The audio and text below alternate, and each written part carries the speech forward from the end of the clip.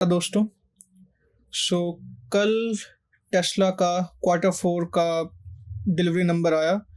यहाँ पे आप देख सकते हैं Q4 2024 टोटल कार्स जो उसने डिलीवर की वो है 4,95,000। अब ये इसके आने के बाद टोटल जो 2024 का number of delivery of cars बन गया अराउंड 1.7 मिलियन। अब अगर हम इसे पिछले साल से कंपेयर करते हैं तो स्लाइटली लो काउंट है ये, जैसे पिछले साल 1.8 मिलियन था। एंड ये जो फोर्थ क्वार्टर का रिजल्ट रहा है इसमें एज सच कोई दिक्कत नहीं है नंबर ऑफ़ कार्स की डिलीवरी में। दिक्कत कहाँ है वो मैं आपको बताता हूँ। वो है यहाँ पे एक BYD नाम की कंपनी है जो इलेक्ट्रिक कार्स बनाती है। ये एक चाइनीज़ EV कंपनी है। इसने अपने Q4 में 5,95,000 कार्स सेल की हैं एंड यहाँ टेस्ला ने 4,95,000 कार सेल की। तो यहाँ पे सीधा सीधा 1 लाख ज़्यादा गाड़ी इन्होंने बेचा BYD वालों ने। अब यहाँ पे दिक्कत ये आती है कि अगर हम कुछ भी कहें, इकोनॉमी कहें, एनवायरनमेंट कहें, अब इकोनॉमी एनवायरनमेंट तो इन BYD के लिए भी वही था, लेकिन स्टिल इन्होंने तो ज़्यादा कार सेल किया और टेस्ला ने यहाँ कम कार सेल किया। तो अब ये लोग ऐसा करते कैसे हैं मैं आपको बताता हूँ। चाइना, जैसे कि आपने बहुत सारे यूट्यूब वीडियोस में देखा होगा, वो बहुत बल्क में प्रोड्यूस करके अपने गुड्स को डंप करता है। और अभी जो ये हमें नंबर देखने को मिला है ना, पूरे ऑल ओवर द वर्ल्ड जो मार्केट है उसमें Europe, north America and China, इनमें कंपैरिजन किया जाए तो चाइनीज़ मार्केट ज़्यादा बूम पर थी। मतलब वहाँ पे लोगों ने ज़्यादा कार्स खरीदी थी एज़ कम्पेयर टू यूरोप और नॉर्थ अमेरिका के। तो इसका मतलब है कि जो जहाँ पे मतलब कह लीजिए सिक्का चलता है टेस्ला का, यूरोप और नॉर्थ अमेरिका, वहाँ पे इतनी ज़्यादा बाइंग हुई ही नहीं इस क्वार्टर में। अब इसके लिए मैंने यहाँ पर थोड़ा सा एक चीज़ देखी जहाँ पे मतलब इतनी दिक्कत नहीं है। वैसे तो BYD का ज़्यादा सेल्स आना ये दिखाता है कि इसने 1 लाख ज़्यादा गाड़ी बेचा टेस्ला से, तो इसका मतलब ये मार्केट शेयर खा रहा है और एक नया लीडर बन के उभर रहा है इलेक्ट्रिक व्हीकल्स में। ऑल्दो ये शुरू टेस्ला की देखा देखी ही हुआ था, लेकिन अगर आप इसको थोड़ा सा और ध्यान से देखेंगे तो यहाँ पे लिखा हुआ है deployed 11 gigawatt energy of storage products. अब ये क्या है? यहाँ पे एक बहुत बड़ा कैच है।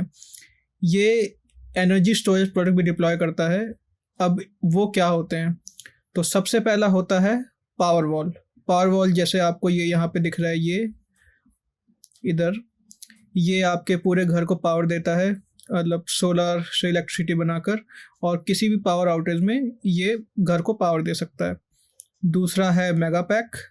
मेगा पैक ये इस तरीके के होते हैं, आपके बड़े बड़े मतलब बैटरी सेल्स इसमें लगा के रखते हैं ये लोग, मतलब मिलियंस इतने डॉलर का मिलता है ये। तो ये ग्रिड की चीज़ें प्रोवाइड करता है, जैसे वोल्टेज रेगुलेशन वगैरह और सारा ग्रिड रिलेटेड वर्क। तो अब ये दोनों पावर वॉल और मेगा पैक है हमारे एनर्जी रिलेटेड प्रोडक्ट्स। तो उनका सबका मिला के 11 गीगावाट आवर का Q4 में डिप्लॉय किया। अब मैंने क्या किया, मैं ग्रॉक में गया, मैंने बोला कि मुझे रेवेन्यू और प्रॉफिट एस्टिमेट दो 11 गीगावाट आवर का by taking first only mega pack. मतलब पहले एक बार मेगा पैक को लो, उससे प्रॉफिट और रेवेन्यू निकालो, फिर उसके बाद पावर वॉल को लो, उससे प्रॉफिट और रेवेन्यू निकालो, फिर उन दोनों का मिक्स लेके भी निकालो।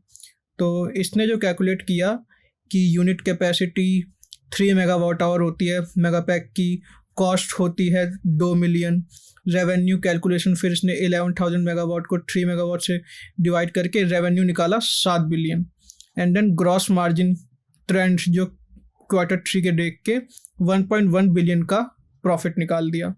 उसी तरीके से अगर पावर वॉल को कंसिडरेशन लिया, 13.5 किलोवाट आवर होता है पावर वॉल का पावर, तो उसके बेसिस पे जो उसका रेट है उससे डिवाइड वगैरह करके 7 बिलियन का रेवेन्यू और यहाँ से भी 1 बिलियन का प्रॉफिट निकाल दिया। मिक्स केस लिया, हाफ मेगा पैक और हाफ पावर वॉल, क्योंकि यहाँ पे देखिए, यहाँ पे उन्होंने लिख दिया है कि भाई 11 गीगावाट आवर के एनर्जी प्रोडक्ट डिप्लॉय किए, कितने पावर वॉल कितने मेगा पैक डिप्लॉय किए ये नहीं लिखा है, तो इसलिए एक मैंने इसे मिक्स केस भी बना के निकालने को कहा। तो उसमें भी इसने रेवेन्यू 3 बिलियन और प्रॉफिट 1.15 बिलियन का निकाल दिया। तो मैंने इसको लिखा कि भाई तुमने प्रॉफिट जो ये 1 पॉइंट इतना बिलियन का निकाल दिया है, तो हमें तो कोई वेरिएशन ही नहीं है। तो इसने कहा हाँ ठीक है, स्लाइट वेरिएशन आएगा, तो इसने वेरिएशन वाला फिर निकाला 1 बिलियन 0.9 मिलियन, और फिर यहाँ पर 1.15 बिलियन मिक्स केस में। तो अब आप इसमें एक चीज़ कॉमन देख रहे हो, अगर हम मिक्स केस या कैसा भी केस लें तो 1 बिलियन प्रॉफिट कहीं भी नहीं गया है टेस्ला का, है ना।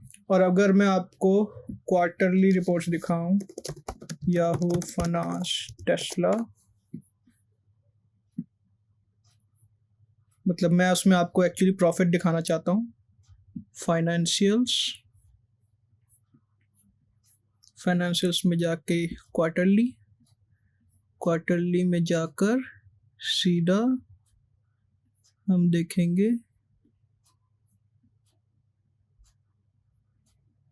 Net income. तो इसमें अच्छा, मैं बैलेंस शीट रीड करने में इतना कोई महारत ही नहीं हूँ, बट स्टिल थोड़ा बहुत एफर्ट डाल के हम देखेंगे। जैसे लिखा हुआ है all numbers are in thousands, तो यहाँ पे 3 डिजिट और लगाओ तो ये इतनी 3 डिजिट मिला के बाकी की जो डिजिट्स इतनी बचेंगी ये बिलियन हो जाएगा, ठीक है। तो टोटल रेवेन्यू जैसे कि लास्ट क्वार्टर में रहा था इसका 25 बिलियन, जिसमें कि ग्रॉस प्रॉफिट रहा था 2 बिलियन का। तो यानी कि 2 बिलियन का लास्ट क्वार्टर में ग्रॉस प्रॉफिट रहा था। अब अगर आप देखें उसका 2 बिलियन का ग्रॉस प्रॉफिट रहा था लास्ट में, और यहाँ पे 1 बिलियन सीधा ये एनर्जी के डिप्लॉयमेंट से आ गया। तो बाकी मतलब मेरा एक्चुअल पॉइंट ये है इस पूरी बात का कि इस कार्स का मिलाकर प्लस 1 बिलियन एनर्जी डिप्लॉयमेंट का मिला के प्लस FSD जो लॉन्च हुआ है इसका मिलाकर मुझे ऐसा लगता है अभी नेक्स्ट जो क्वार्टरली कॉल होगा उसके बाद मतलब बैलेंस जो इसका आएगा नेट कैश वाला वो थोड़ा ज़्यादा आएगा। तो यानी कि ये जो लोगों को डर लगा है कि अभी सिर्फ 4,95,000 कार्स बिकी हैं, तो ये आगे चल के ये वाला थोड़ा जो बैड न्यूज़ थी एक गुड न्यूज़ में बदल सकता है, बिकॉज शायद लोगों ने ये 11 गीगावाट एनर्जी को अभी मतलब इन द नोइंग सेंटिमेंट नहीं लिया है। सो ये थे टेस्ला के Q4 के नंबर्स। सो अगर आपको और टेस्ला रिलेटेड या फिर फाइनेंस रिलेटेड चीज़ें देखनी हो तो चैनल को सब्सक्राइब कर सकते हैं। मैं इसमें और अच्छा कंटेंट डालने की कोशिश कर रहा हूँ, बट ऐसी चीज़ें जो आती हैं जहाँ पे काफ़ी शॉर्ट नोटिस पे एक्ट करना होता है उसका कुछ अच्छा बढ़िया सा एडिटेड वीडियो नहीं बन पाता, but still I am trying my best to up my game. So thank you.